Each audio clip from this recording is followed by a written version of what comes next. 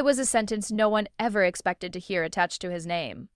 I'm resigning, not abdicating, not stepping aside quietly, not taking a break framed by palace-friendly language. Resigning, a word that doesn't belong in royal vocabulary. A word that landed like a thunderclap across the United Kingdom and sent shockwaves far beyond palace gates. But before we continue, please don't forget to like, subscribe, and turn on the notification bell for updates. And here's the unsettling part. This didn't come from fringe gossip or tabloid fantasy, it came from whispers inside the very institution built on permanence. The future king. The steady one. The man long described as the monarchy's safest bet. Suddenly, the unthinkable was being spoken aloud. Ask yourself this: what would have to happen for someone raised from birth to wear the crown to even consider walking away from it? Because this story isn't really about a resignation. It's about pressure, about silence, about a system that demands everything and gives almost nothing back. And about a moment when the man at the center of it all may have decided that enough was enough. For years, Prince William has been portrayed as the antidote to chaos: calm, disciplined, predictable. The reliable heir following a decade of royal turmoil, family fractures, public scandals, and eroding trust. When others stumbled, William stood still. When drama erupted, he stayed quiet. When the monarchy needed reassurance, his presence alone seemed to provide it. But stability, it turns out, can be deceptive. Behind the carefully managed appearances, the pressures have been piling up. A sick institution, a divided family, a public that demands transparency from a system designed to operate behind closed doors, and a role that allows no mistakes, no vulnerability, and no escape. Think about that for a moment. This is not a job you apply for. It's not a role you can quit. It's an identity imposed before you can speak. Every decision scrutinized, every expression interpreted, every silence weaponized, and all of it wrapped in the expectation that you will never say, "I can't do this anymore." Yet that is exactly why this moment matters now, because the monarchy is not strong. It is surviving. Public support is thinner than it has been in generations. Younger audiences question its relevance. Older supporters worry about its future. And at the center of all of this stands William, expected to be the bridge between centuries of tradition and a modern world that no longer automatically bows. So when reports began circulating that the phrase "I'm resigning" had been uttered privately, it sent a chill through royal circles. Not because it was confirmed, but because it was plausible. Was he resigning from a title? From certain duties? From a version of the role he never agreed to play? Or was this something more radical? A psychological line drawn in a system that does not tolerate boundaries? Here's where the story becomes even more unsettling. This wasn't said publicly. Not at first, which means someone heard it. Which means someone reacted. Which means conversations happened that we were never meant to know about. And when the monarchy goes quiet, it's rarely because nothing is happening. It's because something explosive is being contained. Ask yourself another uncomfortable question. If the man destined to wear the crown is already questioning the cost, what does that say about the crown itself? Because once that question is asked inside the palace, it can never be unheard. And just as aides scrambled to manage whispers, just as insiders tried to reinterpret a word that doesn't belong in royal life, the meaning of that sentence began to evolve. What sounded like surrender to some began to look like defiance to others. And to a few, it looked like something far more dangerous. A precedent. But before the public could grasp what resigning truly meant in this context, before the palace could shape the narrative or soften the language, the conversation moved upward. Toward the one figure whose reaction would determine whether this stayed a private crisis or became a constitutional tremor. One word did it. Not a speech, not a press release. Not a dramatic public address from behind a lectern. Just one word, spoken in private, that reportedly made seasoned palace staff stop what they were doing and look at each other in disbelief. Resigning. In royal life, language is everything. Words are sanded down, softened, rehearsed, and stripped of anything that could suggest uncertainty. Even crises are wrapped in politeness. Even disasters are framed as transitions. So when the word resigning entered the conversation, it wasn't just unusual, it was destabilizing. Because resignation implies choice, and choice is the one thing the monarchy is not built to accommodate. Here's what makes this moment so unnerving. According to multiple insider accounts, this wasn't delivered as a dramatic threat or an emotional outburst. It was calm, controlled, almost clinical, which paradoxically made it more frightening. Emotional declarations can be dismissed, calm ones cannot. Prince William has spent his entire adult life projecting composure. He learned early that emotion invites interpretation, and interpretation invites chaos. So when he reportedly used that word, it landed with precision. It suggested preparation, thought. A line crossed internally long before it was spoken aloud. But what exactly was he resigning from? That's the question that sent palace aides into quiet overdrive. Because in a system without a resignation letter, without a formal mechanism to step back, the word itself becomes a threat, not to power, but to structure. You can't resign from being born royal. You can't quit a lineage. But you can refuse the version of the role that others expect you to perform. And that's where this gets uncomfortable. Insiders describe an immediate scramble to reinterpret the meaning. Some suggested it referred only to a redistribution of duties. Others framed it as frustration venting, nothing more. A few, however, understood the deeper implication, that this wasn't about schedules or appearances. It was about limits. Let's talk about pressure, because this story makes no sense without it. From the outside, William's life appears privileged beyond imagination. But inside the palace, the expectations are relentless. He is expected to be the antidote to every previous failure, the counterweight to scandal, the moral compass, the family stabilizer, the institution's insurance policy. That's not symbolic pressure. Every decision is evaluated not just for impact, but for legacy. Every misstep is framed as evidence of institutional decay. Every silence is dissected, and unlike a CEO or a prime minister, there is no term limit, no exit strategy, no private life waiting on the other side. Now add to that a monarchy already under strain. Public trust is fractured. Younger generations openly question relevance. Older supporters worry about erosion. The institution needs reform, but reform threatens tradition, and William is positioned squarely at the center of that contradiction. He is expected to modernize without changing anything, to be relatable without being human, to be honest without revealing discomfort. So when he reportedly said, "I'm resigning," some aides didn't hear escape. They heard rebellion. Not loud rebellion, not tabloid rebellion, but the most dangerous kind for an institution like this, quiet refusal. And here's the irony no one likes to say out loud. William has done everything right. He followed the script. He avoided public drama. He supported the institution even when it fractured his own family. He absorbed criticism without response. If anyone has earned the right to question the cost, it's him. Which raises an unsettling contradiction. If the monarchy's most compliant heir is struggling, what does that say about the system? This wasn't a moment of collapse. It was a moment of clarity. And clarity is harder to manage than scandal, because once that word was spoken, it couldn't be unheard. Meetings reportedly took on a new tone. Conversations shifted from routine planning to contingency thinking. Language became careful. Eyes watched reactions more closely. The palace doesn't panic, but it does calculate.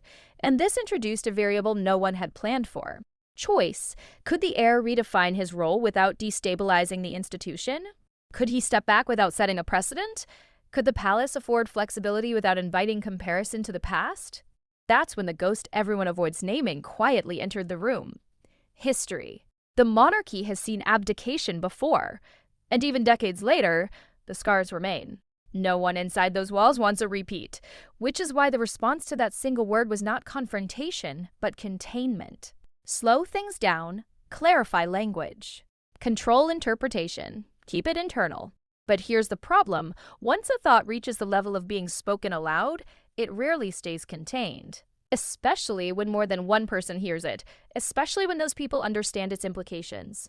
And especially when the decision about how to respond doesn't belong to aides, strategists, or courtiers, it belongs to one man. Because the moment the phrase "I'm resigning" reached higher levels, the question stopped being about William's limits.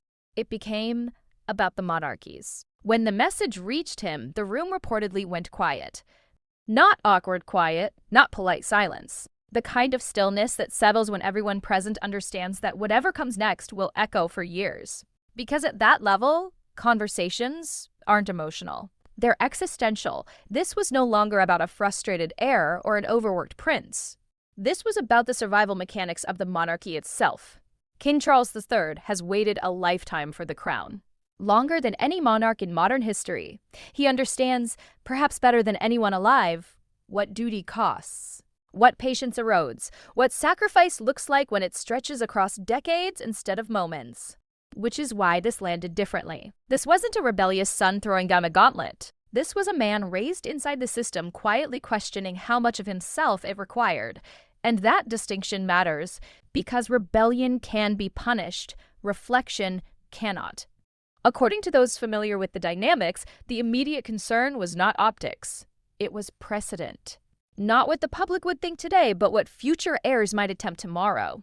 If William could redefine his role, then the role itself becomes negotiable. And negotiability is dangerous for an institution built on inevitability. Here's the contradiction. No one outside palace walls fully appreciates. The monarchy desperately needs modernization. But it cannot appear to bend. It must evolve without admitting evolution. Reform without acknowledging reform. Strength without flexibility. And William has been positioned as the human face of that impossible balancing act. So when the idea of stepping back entered the conversation, even abstractly, it forced a reckoning. Not with William, but with the system that produced him. Was this a temporary recalibration? A psychological boundary? A restructuring of duties to preserve longevity? Or was it something deeper? A quiet admission that the role as currently defined is unsustainable. That's where internal discussions reportedly fractured. Some saw opportunity. A chance to modernize the monarchy without public rupture, to quietly redistribute responsibility, to protect the heir from burnout before it metastasized into something irreversible. The timing was the part no one could explain away. Because just as internal conversations were being carefully contained, just as language was being softened and reinterpreted behind palace walls, the outside world began pressing in. Public pressure doesn't announce itself. It accumulates. Then, all at once, polls, commentary, social media debates that no longer whispered but argued openly about relevance, cost, and future. Younger audiences asking why permanence should outweigh well-being. Older supporters wondering whether the monarchy could survive another fracture. And in the middle of it all, William's silence began to sound different. Not reassuring, not steady, but deliberate. Here's the subtle shift many missed at first. William didn't deny anything. There was no emphatic statement, no theatrical show of unity, no carefully staged photo meant to shut down speculation. Instead, there was restraint, and restraint, in moments like this, becomes its own message. Ask yourself this: when has the palace ever allowed uncertainty to breathe unless it served a purpose? That's why analysts began noticing small things. Not dramatic gestures, but absences. Adjusted schedules, responsibilities quietly shared out, appearances that felt more selective. A tone that suggested recalibration rather than routine. To the public, these looked like normal royal adjustments. To those watching closely, they looked like testing boundaries. This is where the narrative becomes uncomfortable for traditionalists.